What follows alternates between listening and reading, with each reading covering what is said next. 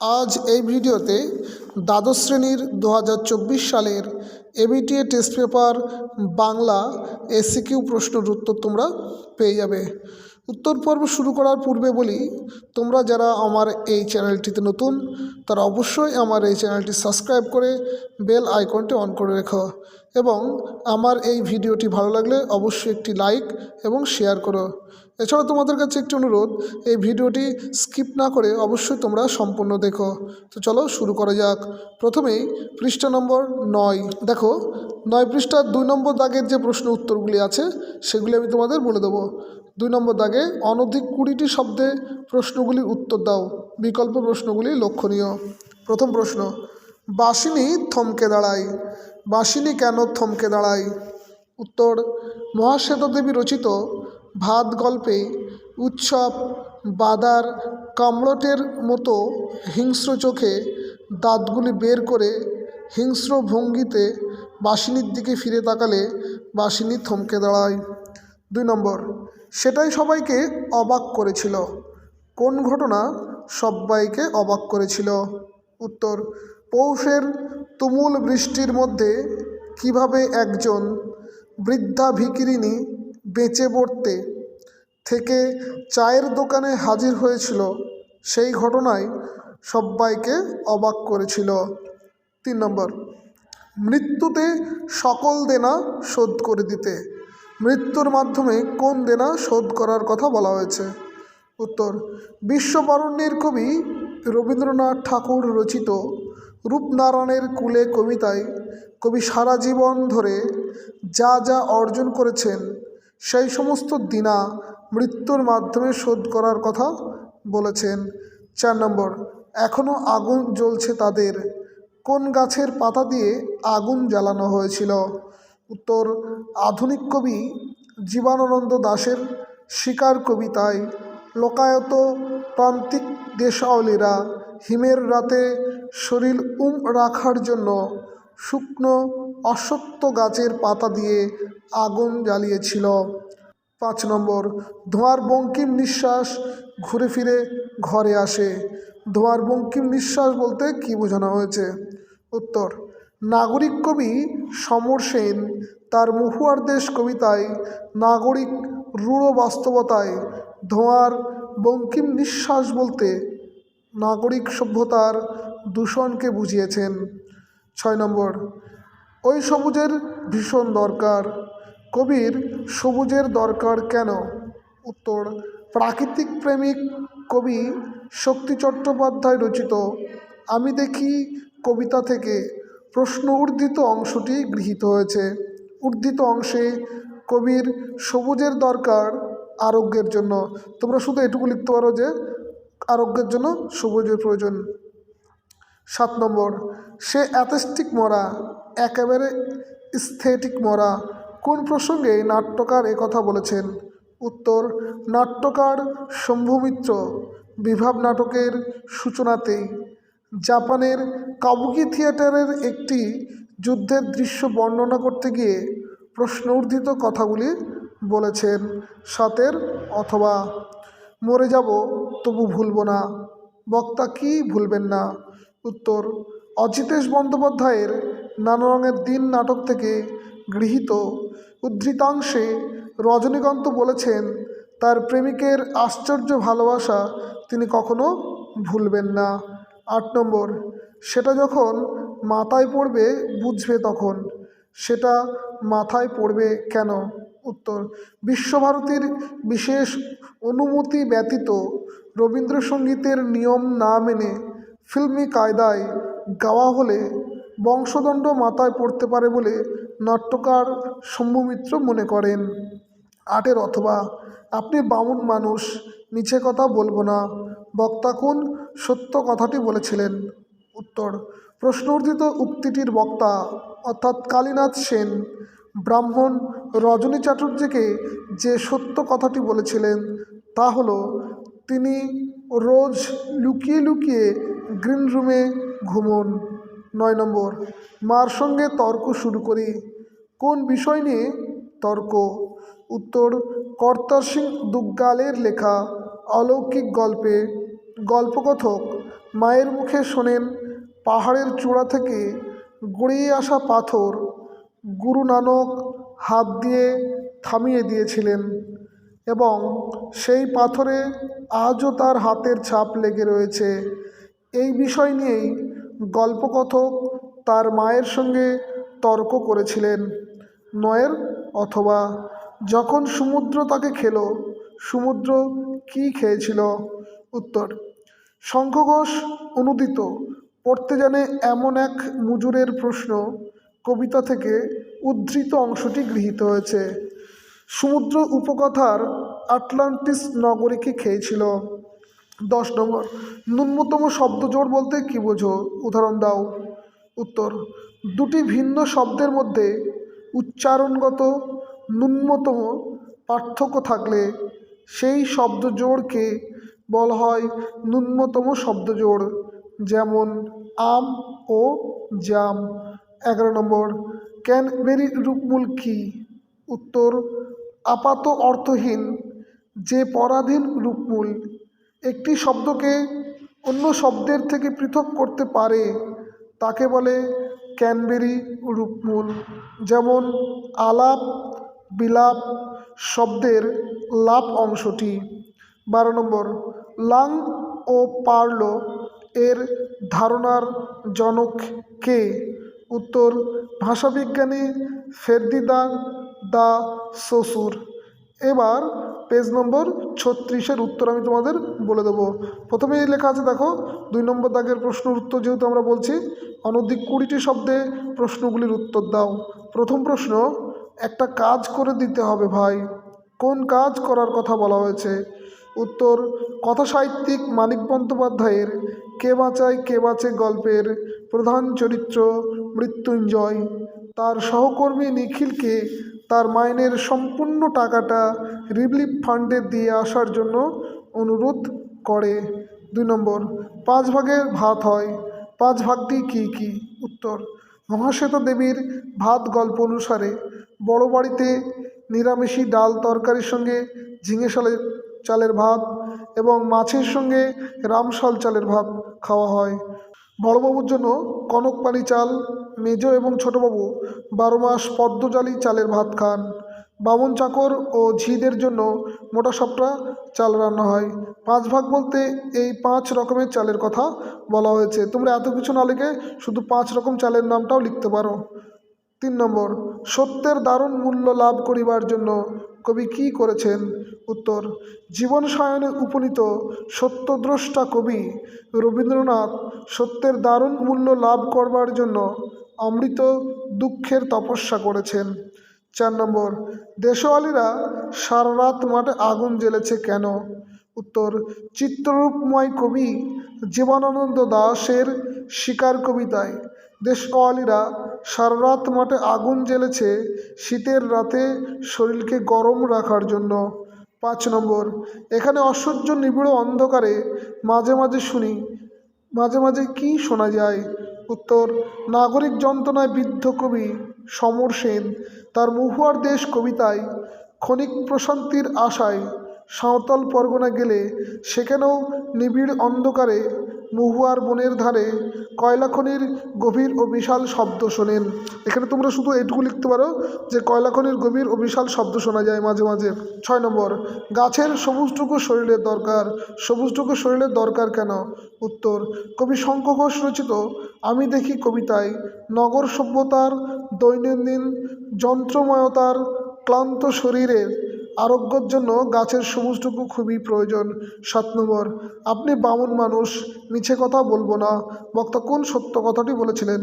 উত্তর, প্রশ্নোদ্ধৃত উক্তিটির বক্তা অর্থাৎ কালীনাথ সেন ব্রাহ্মণ রজনী চট্টোপাধ্যায়কে যে সত্য কথাটি বলেছিলেন তা হলো তিনি রোজ লুকিয়ে লুকিয়ে গ্রিন রুমে ঘুমন।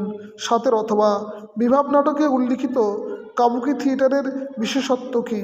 উত্তর, কাবুকি নামক জাপানি থিয়েটারের বৈশিষ্ট্য হলো মঞ্চসজ্জার বদলে সেখানে অভিনয় ভঙ্গির বহুল ব্যবহার করা হয়। 8 নম্বর, বৌদির কথা শুনে সে স্পষ্টত হতাশ, তার হতাশার কারণ কি? উত্তর, শম্ভু মিত্রের বিভাব নাটকে তৃপ্তি মিত্র যখন নায়ক হিসাবে শম্ভু মিত্রকে নির্বাচন করেন তখন অমর সেই কথা শুনে স্পষ্টত হতাশ হয়ে পড়েন। 8 অথবা শাহজাদি সম্রাট নন্দিনী মৃত্যু ভয় দেখাও কাহারে। 9 দিন একাঙ্ক নাটকে উল্লিখিত সংলাপটি বাংলা কোন নাটক থেকে নেওয়া হয়েছে? উত্তর, আলোচ্য সংলাপটি বিখ্যাত নাট্যকার দ্বিজেন্দ্রলাল রায়ের রিজিয়া নাটক থেকে নেওয়া হয়েছে। এই উক্তিটির বক্তা হলেন বক্তিয়ার। 9 পড়তে জানে এমন এক মুজুরের প্রশ্ন কবিতায় কবি কাদেরকে ইতিহাসের প্রকৃত প্রতিষ্ঠাতা বলে উল্লেখ করেছেন? উত্তর, কবি ব্রেখট পড়তে জানে এমন এক মুজুরের প্রশ্ন কবিতায় ইতিহাসের প্রকৃত নির্মাতা হিসাবে সাধারণ শ্রমজীবী মানুষকে চিহ্নিত করেছেন। 9 অথবা হাসান আবদেলের বর্তমান নাম কি? উত্তর, কর্তা সিং দুগ্গালের অলৌকিক গল্পে উল্লিখিত হাসান আবদেলের বর্তমান নাম পাঞ্জা সাহেব। 10 সুর তরঙ্গ কি? উদাহরণ দাও। উত্তর, বাক্যের মধ্যে সুরের ওঠাপড়াকে বলে সুর তরঙ্গ। যেমন বিবৃতি বাক্য রাম যায়, প্রশ্নবোধক বাক্য রাম যায়, শেষে জিজ্ঞাসা চিহ্ন।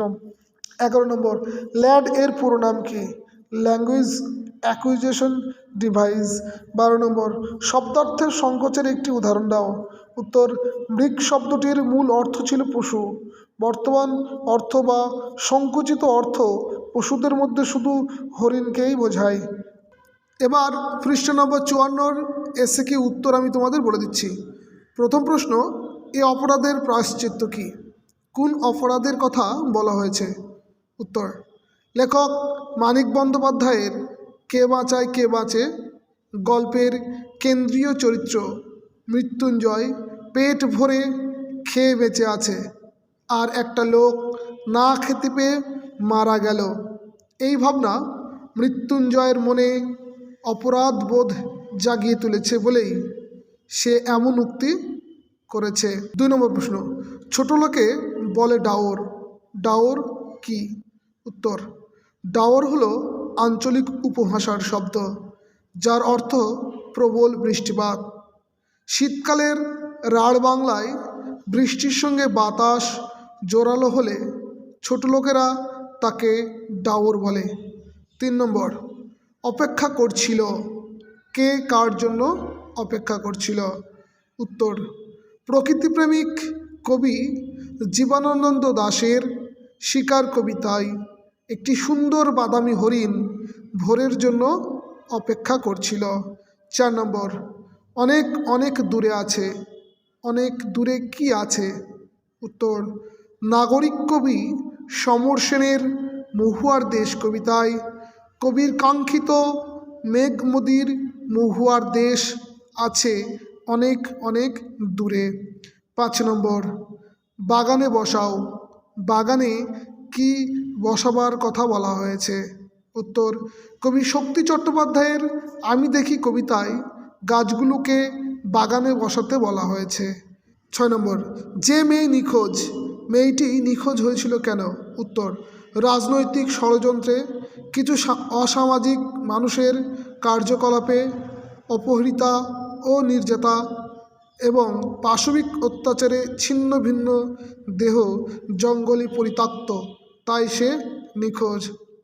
7 বহুরূপী তখন লাটে উঠবে। বহুরূপী লাটে উঠবে কেন? উত্তর, বিভাব নাটকে নিষিদ্ধ রাজনৈতিক আদর্শের সঙ্গে বহুরূপীর সম্পর্ক আছে জানলে বহুরূপী লাটে উঠবে। 7 অথবা নানা রঙের দিন নাটকটি কোন বিদেশি নাটকের ছায়ায় রচিত?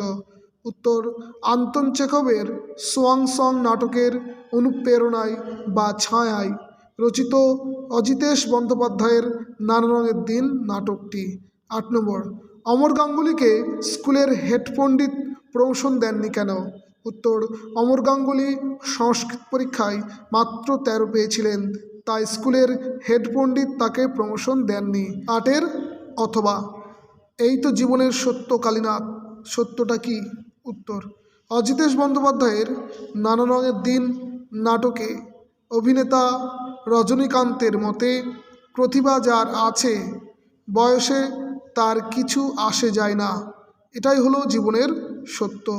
9 নম্বর, উনি রীতিমতো হতভম্ব।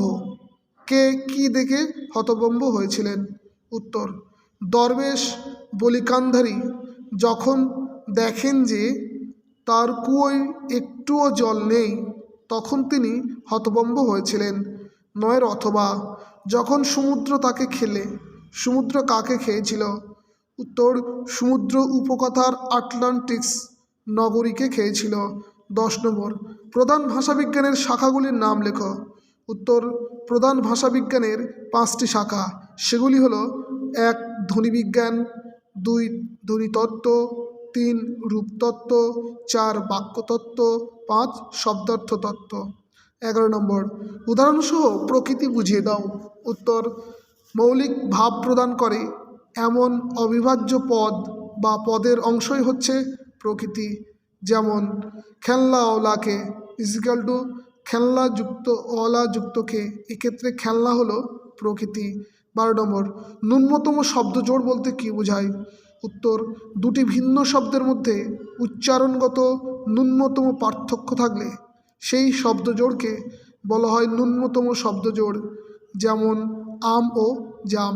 এবার পৃষ্ঠা নম্বর 70 তখন সে রীতিমতো কাবু হয়ে পড়েছে।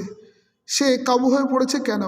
উত্তর, কে বাঁচে গল্পের কেন্দ্রীয় চরিত্র মৃত্যুঞ্জয় ফুটপাতে একদিন অনাহারে মৃত্যু দেখার পর অফিসে গিয়ে রীতিমতো কাবু হয়ে পড়েছিল। 2 নম্বর, পৌষে বাদলা সম্পর্কে গ্রামের ডাকপুরুষের পুরনো বচনে কি বলা হয়েছে? উত্তর, সৈয়দ মুস্তফা সিরাজের ভারতবর্ষ গল্পে পৌষে বাদলা সম্পর্কে গ্রামের ডাকপুরুষের পুরনো বচনটি হলো, শনিতে 7, মঙ্গলে 5, বুধে 3, বাকি সব দিন দিন। 3 নম্বর, কঠিনীরে ভালোবাসিলাম। কঠিনকে ভালোবাসার কারণ কি? উত্তর, বিশ্বকবি রবীন্দ্রনাথ ঠাকুর তার রূপনারায়ণের কুলে কবিতায় কঠিনকে ভালোবেসেছিলেন, কারণ কঠিন হলো সত্যের স্বরূপ আর সত্য কখনো বঞ্চনা করে না, তাই। 4 নম্বর, তেমনি একটি তারা আকাশে জ্বলছে এখনও, তারাটিকে দেখে কবির কি কি মনে হয়েছে? উত্তর, বনলতা সেন কাব্যের কবি জীবনানন্দ দাশের শিকার কবিতায় তারাটিকে দেখে কবির মনে হয়েছে পাড়াগার বাসর ঘরে সবচেয়ে গোধূলিমতির মেয়েটির মতন, কিংবা হাজার হাজার বছর আগেকার মিশরীয় মানুষের বুক থেকে রাখা মুক্তোর মতন জল জল করছে। 5 নম্বর, ঘুমহীন তাদের চোখে হানা দেয়। কাদের চোখে কি হানা দেয়? উত্তর, নাগরিক কবি সমর সেনের মহুয়ার দেশ কবিতায় সমাজে উপেক্ষিত ও শ্রমজীবী খনি শ্রমিক মানুষদের চোখে হানা দেয় ক্লান্তির দুঃস্বপ্ন। 6 নম্বর, সবুজের অনটন ঘটে। কিভাবে সবুজের অনটন ঘটে? উত্তর, আমি দেখি কবিতা অনুসারে নির্বিচারে সবুজ ধ্বংস করে নগরায়নের ফলে সবুজের অনটন ঘটে। 7 নম্বর, এই রে পুলিশ আসছে, লাগলো ঝঞ্ঝাট। পুলিশ আসছিল কেন? উত্তর, অন্ন বস্ত্রের দাবি আদায়কারী শোভাযাত্রীদের মিছিল বন্ধ করতে পুলিশ আসছিল। 7 অথবা, সেই রাত্রেই জীবনের প্রথম মোক্ষম বুঝলাম। বক্তা কি বুঝেছিলেন? উত্তর, প্রশ্ন উর্দিত অংশটির বক্তা রজনীকান্ত চট্টোপাধ্যায় বুঝেছিলেন যে যারা বলেন নাট্যাভিনয় একটি পবিত্র শিল্প তারা হয় গাধা, না হয় মিথ্যে কথা বা বাজে কথা বলেন। 8 নম্বর, এমনি এলাম, একেবারে এমনি নয়। কে কোথায় এসেছিল? উত্তর, শম্ভুমিত্র রচিত বিভাব নাটকে শম্ভুমিত্র তার বন্ধু অমর গাঙ্গুলির বাড়িতে এসেছিলেন হাসির নাটকের খোরাক জোগাড় করতে। অথবা, এই তো জীবনের সত্য কালীনাথ, সত্যটি কি? উত্তর, নানারঙের দিন নাটকের প্রধান চরিত্র রজনীকান্তের মতে প্রতিভা যার আসে বয়সে তার কিছু এসে যায় না, এটাই হলো জীবনের সত্য। 9 নম্বর, তারা থাকতো কোন বাসায়? কাদের কথা বলা আছে? উত্তর, কবি শঙ্খ ঘোষ অনুদিত পড়তে জানে এমন এক মুজুরের প্রশ্ন কবিতা থেকে গৃহীত উদ্ধৃত অংশে সোনা ঝকঝকে লিমা নির্মাণকারী সাধারণ শ্রমজীবী মানুষদের কথা বলা হয়েছে। 9 অথবা, সেকালে ঘন ঘন শাখা হতো। শাখা হলে কি করতে হতো? উত্তর, পাঞ্জে সাহেবে শাখা হলেই বাড়িতে অরন্ধন হতো আর রাতে মেঝেতে শুতে হতো। 10 নম্বর, বর্ণনামূলক ভাষাবিজ্ঞানের আলোচ্য বিষয়গুলি কি কি? উত্তর, বর্ণনামূলক ভাষাবিজ্ঞান অনুসারে ভাষার প্রধান আলোচনার বিষয় 4টি, যথা 1 নম্বর ধ্বনিতত্ত্ব ও ধ্বনিবিজ্ঞান, 2 নম্বর রূপতত্ত্ব, 3 নম্বর বাক্যতত্ত্ব, 4 নম্বর শব্দার্থ তত্ত্ব। 11 নম্বর, ল্যাড কি? উত্তর, নোয়াম চমস্কির মতে মানুষের মাথায় যে ল্যাঙ্গুয়েজ অ্যাকুইজিশন ডিভাইস থাকে, যা মানুষের ভাষা বলার সহজাত ক্ষমতাকে উস্কে দেয়, সেটাই সংক্ষেপে ল্যাড। 12 নম্বর, থিসরাস কি?